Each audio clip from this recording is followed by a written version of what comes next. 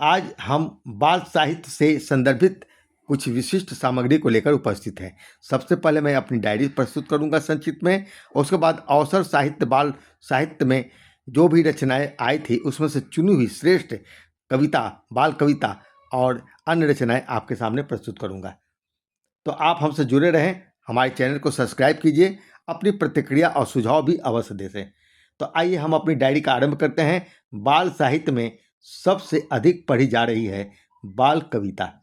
वर्तमान समय में सूचना प्रौद्योगिकी और सोशल मीडिया का युग है, यह आप भी जानते हैं। आज केवल युवा और बुजुर्ग ही नहीं बल्कि बच्चे भी बड़ी संख्या में सोशल मीडिया से जुड़े हुए हैं। मोबाइल फोन, इंटरनेट और डिजिटल मंचों ने बच्चों की रुचियों, आदतों और अध्ययन पद्धति को भी प्रभावित किया है।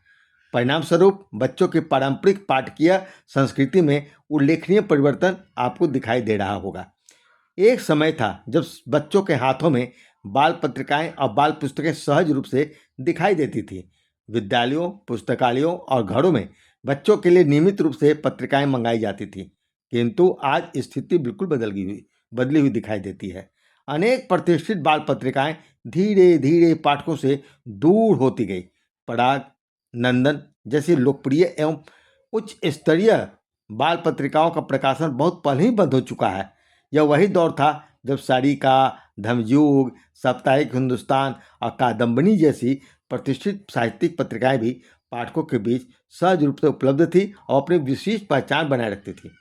यदि आज के बाल साहित्य पर गंभीरतापूर्वक दृष्टि से डालें तो पाएंगे कि सरकारी तथा निजी संस्थानों द्वारा प्रकाशित कुछ चुनिंदा पत्रिकाएं ही बाल साहित्य की प्रतिनिधि पत्रिकाओं के रूप में दिखाई दे रही है, जैसे बाल भारती, बाल प्रहरी, चंपक, बाल भास्कर और किलकारी जैसी कुछ पत्रिकाएं आज भी बच्चों तक पहुंचने का प्रयास कर रही है। यद्यपि इन पत्रिकाओं का महत्व कम नहीं है, फिर भी बाल पत्रिकाओं की संख्या और उनका प्रभाव पहले की तुलना में काफी सीमित हुआ है। दोस्तों, विशेष रूप से यह बात ध्यान देने योग्य है कि इन पत्रिकाओं तथा समाचार पत्रों के बाल साहित्य संबंधी पृष्ठों में बाल कहानियों की अपेक्षा बाल कविताएं अधिक प्रकाशित होती है और अधिक पढ़ी भी जा रही है। हमारे लेखक लोग भी बाल कविताएं ही अधिक लिख रहे हैं।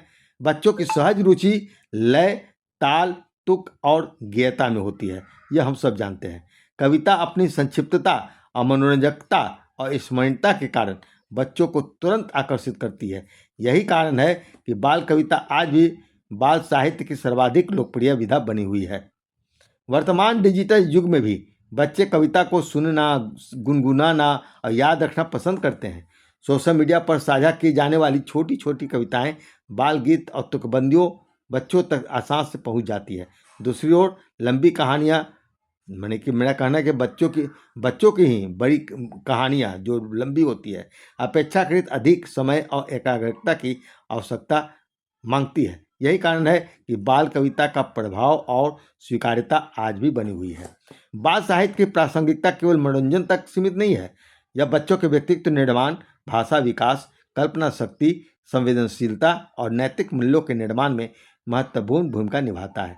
बाल साहित्य बच्चों को संस्कृति, समाज, प्रकृति और मानवीय संबंधों से जोड़ता है। बदलते समय में भले ही माध्यम बदल जाए, किंतु बाल साहित्य की आवश्यकता कभी समाप्त नहीं हो सकती, बल्कि डिजिटल युग में इसकी उपयोगिता और भी बढ़ जाती है, क्योंकि बच्चों को सार्थक, सृजनात्मक और संस्कारपरक सामग्री उपलब्ध करना आज की सबसे बड़ी चुनौती है। यह भी उल्लेखनीय है कि आज अधिकांश बाल कविताएं छंदबद्ध और गैर रूप में लिखी जा रही है। मुख्य छंद की बाल कविताएं अपेक्षाकृत कम दिखाई देती है। इसका प्रमुख कारण बच्चों की स्वाभाविक रुचि है, जो आज भी लयात्मक और गैर रचनाओं की ओर अधिक आकर्षित होती है। बच्चे वही रचनाएं सहजता से स्वीकार करते हैं जिन्हें वे सुन सके, गा सके और स्मरण रख सके।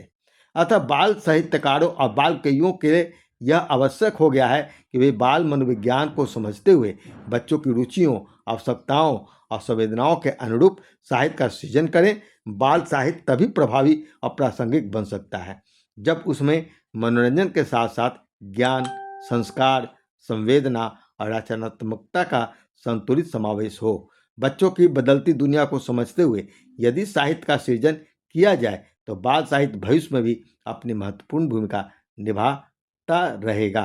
कहा जा सकता है कि वर्तमान समय में बाल साहित्य की विभिन्न विधाओं में बाल कविता सबसे अधिक पढ़ी, सुनी और पसंद की जा रही है।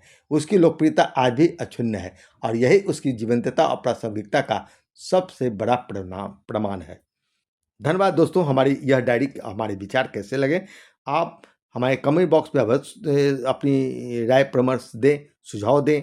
हमारे चैनल को सब्सक्राइब भी करें और हमारा आगे का सामग्री भी आप बस देखें सुने। आज मैं अवसर साहित्य बाल साहित्य में से चुनी हुई श्रेष्ठ बाल साहित्य को आपके सामने प्रस्तुत करूँगा।